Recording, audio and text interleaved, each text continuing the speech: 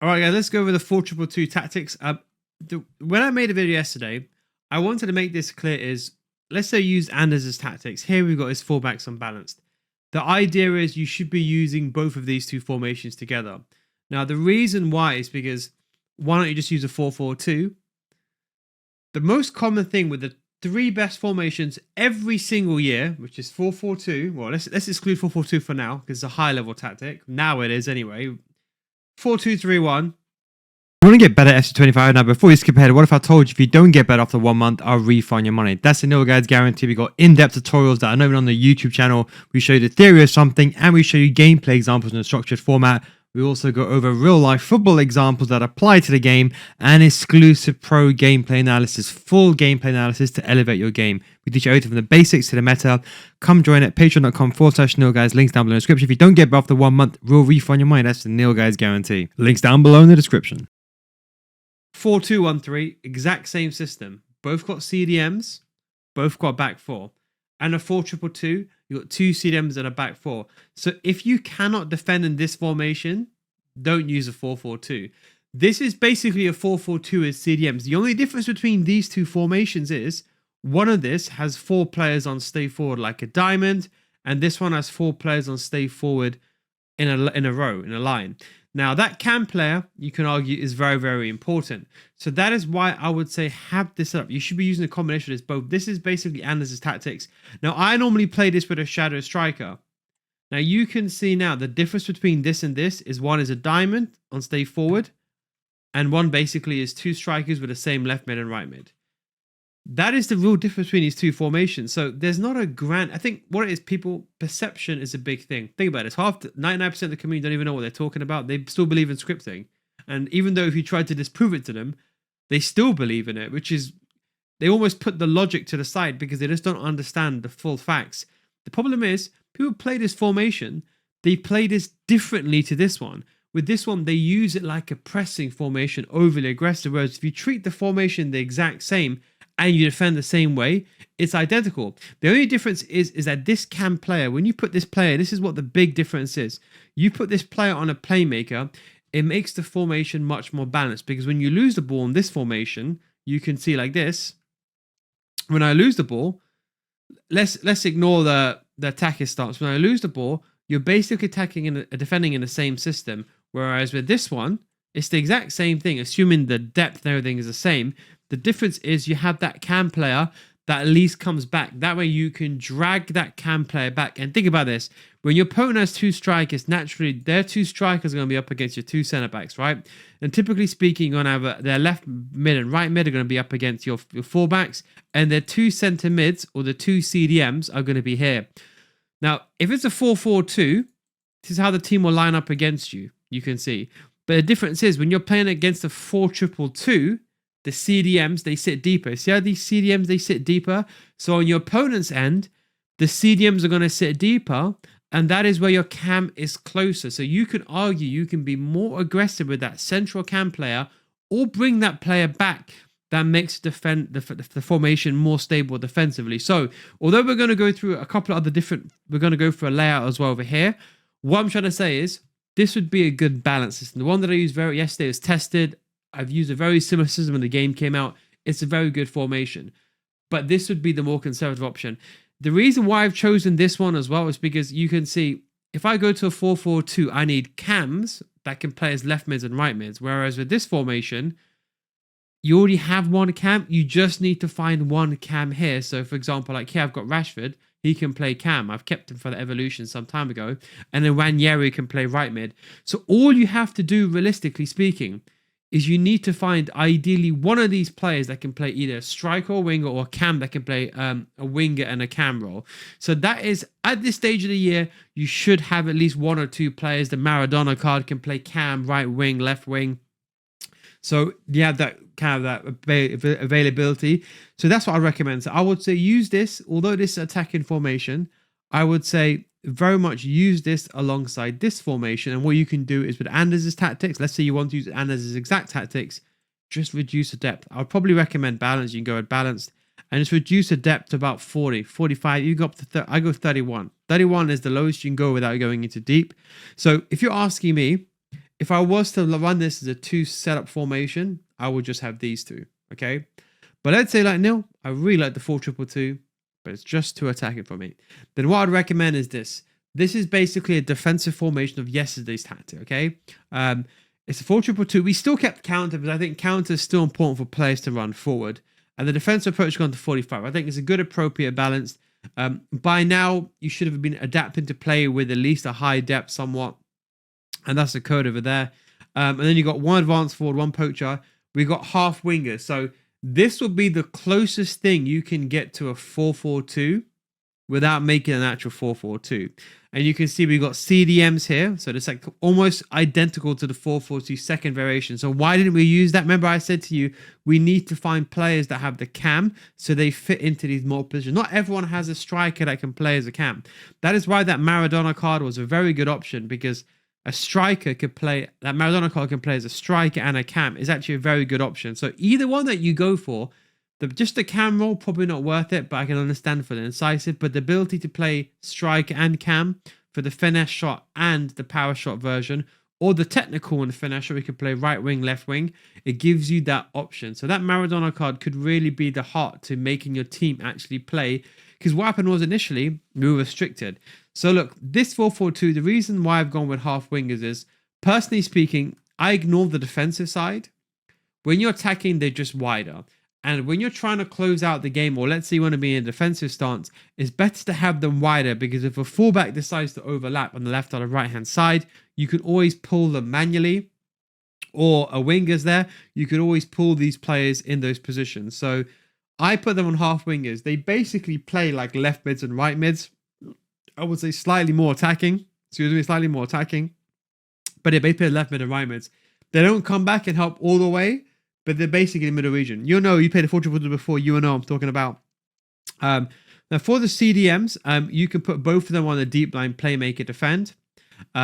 This you could argue in theory on paper, because when you're attacking without the ball, they're going to be CDMs. With the ball, they're going to be closer to your back line. So in theory, on paper, this would be the most defensive option. Whether you can disagree or agree with holding be a bit better, that's a bit of a different situation we're going to avoid for now. And put the left back and right back on defend. So if you were to, let's say for example, you were to use this 4-4-2, then I would recommend using this as a defensive formation. So we just reduce the depth, put the CDMs, both of them together, left back and right back. They don't go forward anymore. And you got the lamb and the ram on a half winger. This would be the most newbie version of this formation, is what I would say, because you still got counter to help you with a build-up play. So if you don't use L1 triggers. And we've got the defensive approach on balance on 45. You can always even put this to 31 if you're really feeling that bad. Like, I'm struggling that bad. So then if you wanted to press with this formation, then you'll go with something like this. So counter high. Now, personally speaking, the best formation inside the game for pressing is the 4-4-2. The grand difference is that the 4-4-2, you have center mids and they don't come back to defend. So when you're, I think, you know what, the best thing that I can actually show you, actually, Boras Legend, I'm sure you know who he is. Another tutorial, go out there. One of the GOATs in the community. Honestly, probably one of the nicest guys. I'm actually so jealous. That guy just never gets angry at the game. Honestly, I'm absolutely jealous. But he's one of the most composed guys I've ever seen. Streamer-wise, anyway. Unbelievable. But look, he posted something. I'm going to show you that he posted. And I actually made a comment about this. And he's like, one of the biggest issues currently inside the game was when 9% played a 4-2-3-1. Look at those players. You see those? Okay, let's say we talk about this generally. We're going to have a general blanket statement here. Center mids, let's just say they sit about this region. They sit really high up, okay? Now, with CDMs, typically speaking, in the general stance, let's just say we have to draw this out. Center mids will basically, in a rough formation, will sit here. CDMs will sit about here. Let's say we have to draw this out on paper. Yes, it depends on your depth and where your backline is, but let's just say on paper. Now, for most people that don't know how to defend, the CDMs being here is close enough for them to select you and then run back in these situations. Do you see what I'm saying? So that is why the importance of a CDM is so important here, and why I've said remember I said from day one, CDMs are the most important thing in the game. I've told you from the first day, especially now after the patch. Those CDMs, you can select them and bring them back. With center mids, they sit so far forward. by the time you want to bring them back and help defend, the transition has already changed. Your opponent will just play the ball or get past your player, and that's where people lose. This is where the difference between skill level is, because a top tier player will know, okay, the center mids are too far away. I can't bring the center mids back. I gotta select my left center back and defend the situation.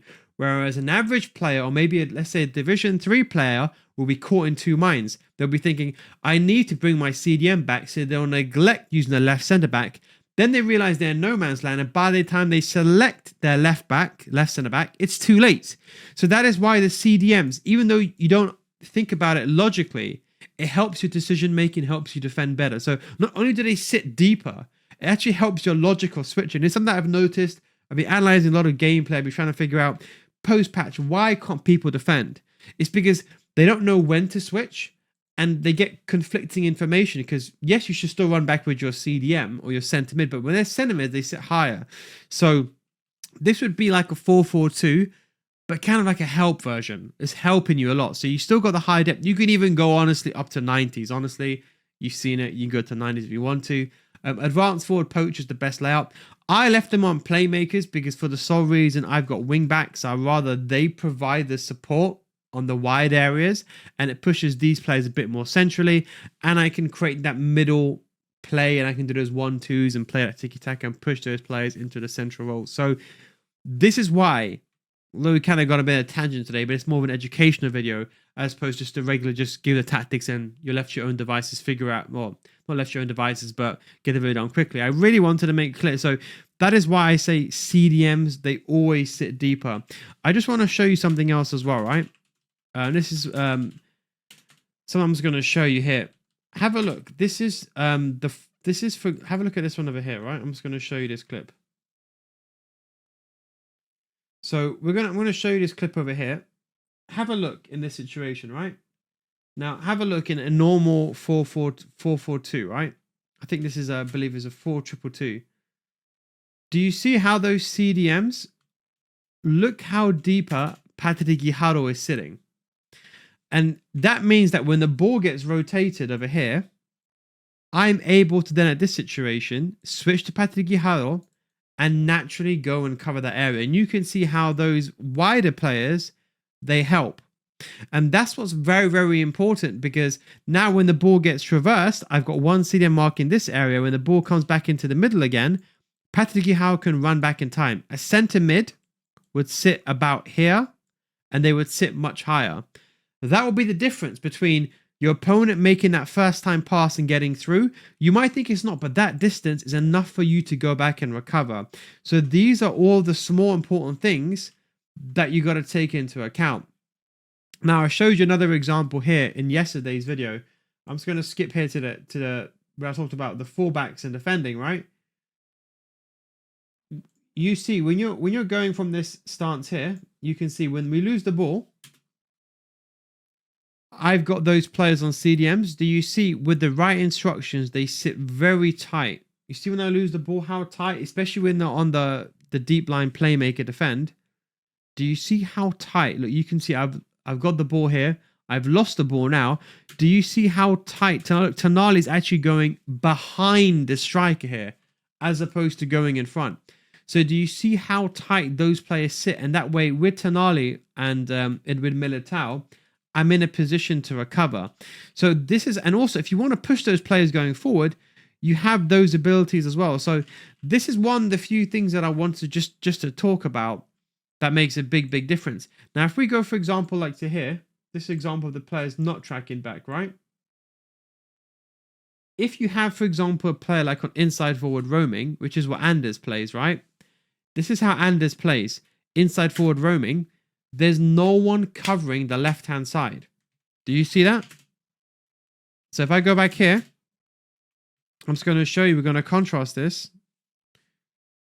If I contrast this here, do you see how those players, no guys exclusive, you can see more videos like this on the Patreon, by the way, where I explain more stuff like this. Do you see how these players, they're tracking back all the way, yeah? Then if I go here, actually, you know, maybe I should have, instead of having an ad midway through the Patreon that you probably saw just like 2 minutes before, maybe I should have done it now. But this is an ad for the Patreon now. If you want to get better FC, come to my Patreon, so patreon.com/no guides. You don't get bet after 1 month, we'll refund your money, so nil guys guarantee. But you can see Anders will play something like this, and even I play something like this, but it's much more high level. Now, do you see the most important thing here is at least you have CDMs. So although the 4 players are on stay forward, right? At least you have the CDMs that are there. That way, and you can see like here, when my opponent gets the ball, look, there's no one marking this vicinity over here. But at least with CDMs, if the ball goes there, at least with Patiguihara, I can make a decision. Do I go and mark the CDM? Sorry, the striker, my CDM? Or do I go and attack the aggressor? Or do I go basically in the middle? And do I have time to react? But at least with CDM, you see like we're here with no CDMs. With Tonali, I have to go and show presence because I've got no players. Yes, I could, if I wanted to, I could think about it realistically. I could bring back Neymar and bring him back all the way, but I don't have time. But with my CDM with Tonali, I can go and show presence. I can be a bit stable. I can use my right back to be a bit aggressive. I can stay in position. And then with my CDM, I'm now caught in 2 minds. I got to mark. Now, this is bad defending, right? But I just wanted to show this. I've deliberately made this clip here to show you the weak points. But do you see, for example, like here, I'm inviting a shot, or a top tier player realistically, what they will do here is they will literally just go bam, bam, and they'll do a 1-2 backwards and get the ball through, or bam, bam, trick the goalkeeper, let the goalkeeper move and go near post here. But do you see how Patiguihara, I was artificially creating what an average player would do? They would make this decision, oh, let me run out. And this is why the decision making can get skewed a lot. So this is what I'm trying to say. This example that Boris is referring to as well is why everyone is using the 4-2-3-1. It's because realistically, the centre mids, they don't do anything. They just stand there and you're basically left to your own devices. So that is why, although you may see, for example, something like this with Anders' tactic, with inside forward roaming, and I talked about it being the best instruction inside. This is the best AI movement. The best combination for AI movement is something like this. If this had a plus, like this is on paper the best combination for AI movement, the way this player moves, especially they got a plus. But as I said to you, the average player, if we're going to put this player on now so I can show you. Remember I show you that example? Now, can the average player play with 4 players on stay forward? They can't. Maybe they can use it for like a certain part of the game, but eventually they're going to get taken. And that is why I say it's very, very important for you to have a setup. People won't just go in and copy it. People, I guarantee you, 80% of people already stopped watching this video by now. But those guys that went and just copy the tactics, I promise you, they're probably going to stay like Division 3 for the rest of their life, Division 2. But they're not learning how to adapt. You're watching this at this point, you're learning how to adapt here. So I would recommend, if you are going to use a 4-2-2, you can use this defensive stance. And then you could use this balanced stance if you want to. So you have this defensive stance, this balanced stance. You don't have to even put the left back and right back on balance. You can lead them on stay back if you want to, on full back defend, or have one of them go forward. And then you can have the attacking setup. So this would be the 3-way that I'd recommend if you're using the 4-2-2. However, I would recommend using the 4-2-3-1. And this is something people don't understand as well. Pros don't just use one tactic, okay? When pros have coaches, they're analyzing, they know who they're playing against, they know roughly, they know how their opponent plays. Their coaching staff, and I've done this for pros, I've analyzed gameplay. Their coaching team and their coaching staff has identified how the opponent's played. A good coaching team, I don't think people do it enough, would have collated a lot of clips of goals that they've scored, the opponent scored, and they've analyzed it, and they say, okay, this player probably does that, so maybe the left back commits forward, so maybe put your right back on defend to kind of counter against. It's kind of like in real life, maybe you put, for example, like in real life football, sometimes you might leave one of your strikers up front or one of your wingers up front and stop the opponent's right back from going forward, committing forward, because they can't go forward if that player's on stay forward because they've got to mark that player, right? So when you're playing champs, you're up against the average person. You don't know if they're going to be a top tier player. Are they going to be an average player? You could destroy them with a 4-2-2, but you could equally get destroyed with a 4-2-3-1 even. So the idea is have at least this system in. And it's better off to start with this conservative system. And if you feel that your opponent is weak with a 4-2-2, then you can go and commit to this system here. And let's say, for example, your opponent starts playing around you and they start adapting. This is the key. People say, oh, my opponent's giving a controller to his friend or brother or whatever after 35 minutes. No, they've adapted to what you're doing. If they've adapted and they know that your fullbacks are going forward, then you should change formation. You shouldn't, people look at this like, okay, if I'm losing, they take it literally. If I'm losing, nil's the change. If I'm losing 2-0, then I'm going to go to the attacking formation. No, you have to adapt. If you know you're losing 2-0, but you've had 4 open chances and you missed all of them, you know you're creating the chances. You just need to finish your chances. It's not a formation issue. That's a gameplay issue. See the big difference? So when you watch your game back and you go into your next few games, think about this. So when you're up against your opponent, think about this. Am I missing clear chances myself, or am I generally not creating? This will help you with build up play with that cam, will help you create a bit better. If you're up against someone with 2 CDMs and someone's keeping a lot of players forward, then you may need 2 strikers. So that is the way. So what I'd recommend is you go, this would be your ultra defensive. Then you would have this formation. Then you would have this formation. And then you would have the ultra attacking formation. That's the way that I'll lay it out, if you're asking me. Now, I think an even more elaborate level, I'd probably create 3 of these formations that I've done previously and add a 4-2-2 to it, because I'd rather be stable with this and maybe have a cam on Shadow Striker, inside forwards on roaming to become more attacking, and then if I really need to, then change to the 4-2-2. So realistically, these 2 is all you really need, but you should be adapting it for your playstyle, if that makes sense. Anyway, went a bit of a different route down this formation video, but hope this kind of helped. Hope this kind of closed some gap. Hope the gameplay clips showed the example why CDMs are very important and the importance of them staying back with. And this is why I can tell you something. I'll tell you, that formations matter. That formations matter. That formations matter. That formations matter. Meta as well, 1 CDM. Even one, that formation. So any of these formations with 2 CDMs, they're going to be amazing. I'll tell you, another formation people don't really use. This is one of the best formations inside the game. Just because the pros don't use it, or they can't, they're not allowed to. But if the pros allowed to use it, I guarantee this would be in the top used formations. You know, another formation that's very OP, this one.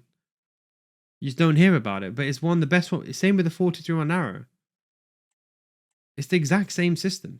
2 CDMs and the cam. So, let's hope this helped. Hope this cleared some things up. Thanks for watching.